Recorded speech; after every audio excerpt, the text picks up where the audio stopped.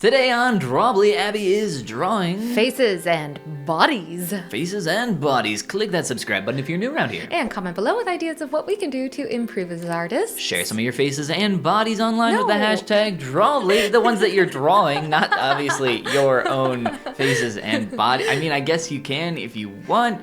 Maybe just don't include the Anyway, here we are on quickposes.com on the left. I've got my iPad screen split, 300 seconds per image, 10 faces, and then 10 bodies.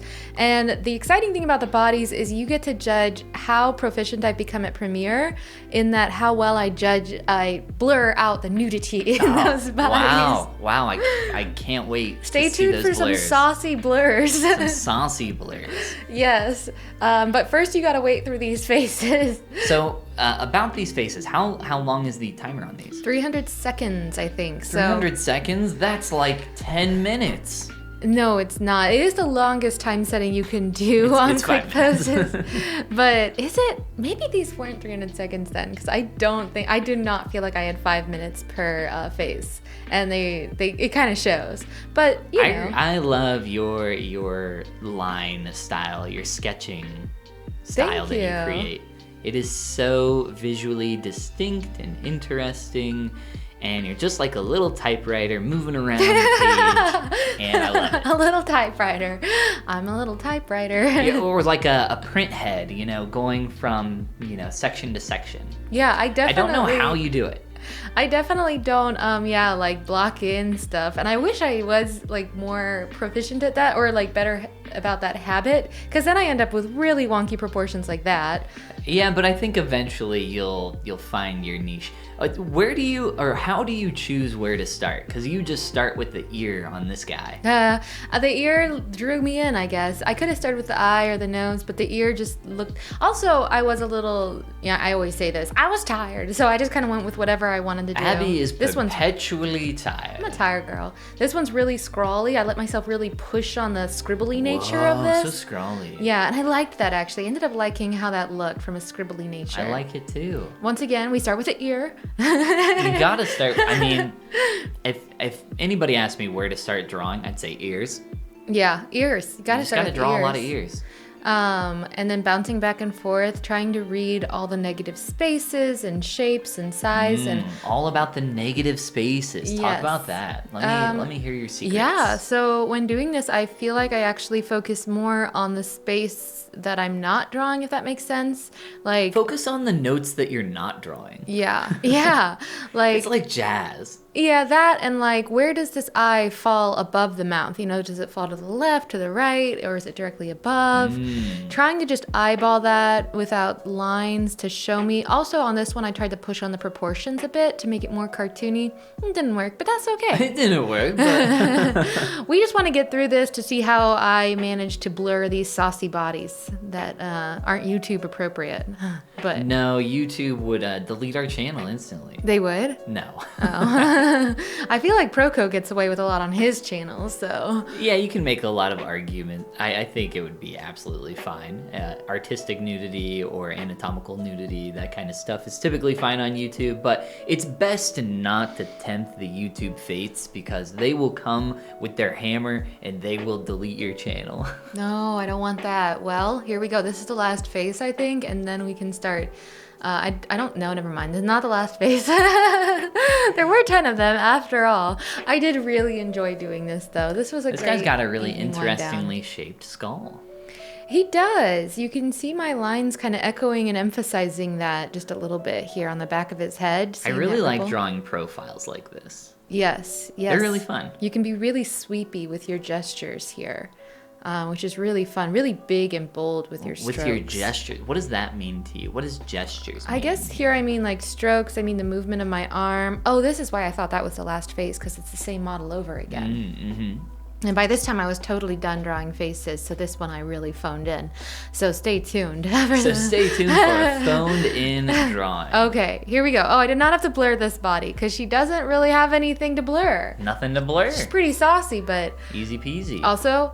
I only have maybe less than that. So all we see is how much I can do in that amount of time. The website is called Quick Poses, not Slow Poses that you can draw exactly to over infinite amount of time.com. Well, for me, it's like I'm not going to spend less time on any part than I want to. And if I don't get to the rest of it, so be it. Ah, so you're like, I did a leg. I did a leg. Okay, that's fair. But I liked how... Nice blur, by the way. Thank you. That's my first blur. I had to watch a video on YouTube about how to blur in Premiere. It was really fun. Very impressed. Yes, I had to go through each image and question whether I should blur that or blur that or not blur that. So tell me about your process here.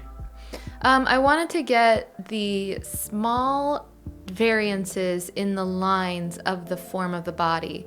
So not just a smooth line for an arm. I really wanted to try to slightly capture the most slight curve of a muscle flowing into another muscle. That was my area of focus in this particular practice. So that's why you don't see me trying to like do a whole armature and skeleton and flesh out on that. I'm trying to capture exterior form here and focus on honing my skill of subtle line work, subtle like shifts in lines. Now, Gotta blur the butt.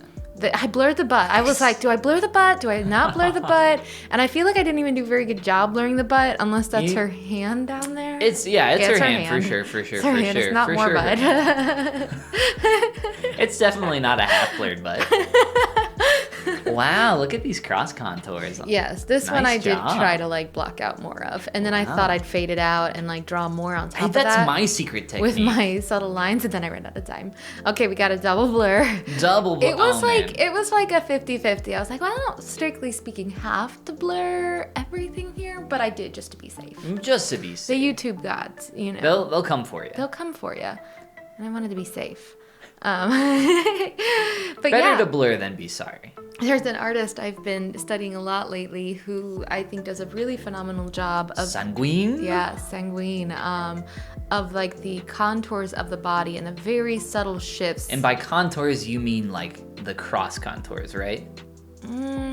I don't know what I mean. I just mean like the line work, the line of the body where it shifts slightly out for a bicep, but not extended. They're not exaggerated in the way many artists are exaggerated, where it becomes very like sharp and very curvy and pointy. It's very realistic, I guess, without subtle. Subtle is the word. Subtle is the word. So question for you: do I need to blur my own artwork? I'll let you be the judge. No, not at all. Well, I was gonna say, based on how the artwork looks, you can tell me if it needs to be blurred or not. Whoa, this is way too horny for YouTube. No, like I said, artistic nudity is absolutely fine. Even like the reference work here from Quick Poses is considered artistic nudity and doesn't technically need to be blurred. Oh, okay. And by the way, I think on Quick Poses, just for anybody who wants to use it, I believe you can adjust the settings to toggle off nudity, so it won't give you any nude images. However, it doesn't work. I don't like to use that feature because you can do nude and partially nude, or you can do clothed. And then when you do clothed, it's just like, oh, now I have to draw a bunch of clothing, and I really just wanted to work on human form. That is a very good point. I have also worked on this image, and I got served this image when I was sitting in a cafe, and I think I was there. I was on quickposes.com. Like, Benjamin. Well, yeah, I set it to like not show any nudity, and it's like, wah, here you go. I'm like, okay. I did have to blur this one. I hope nobody is like able to see over my shoulder for what I'm drawing. Yeah, I think we were sitting with our backs to the wall, so you were probably good. Yes. So, what do you feel like you have? Because I know you've been working off of, is it sanguine? I think it's sanguine. Sanguine.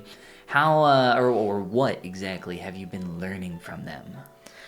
Just the time it takes to really create something seemingly simple that's just like line work with even just flat coloring, to really craft something that's sharp and clean. Because you see here, I'm still very sketchy, really very messy, technically. And so what I'm trying to learn is, like if I can get the really good grasp on muscular forms and that kind of thing, maybe gradually I'll start being able to create much cleaner work and put the time into that as well. That is how you get there, doing it lots and lots. Yeah. I'm liking it.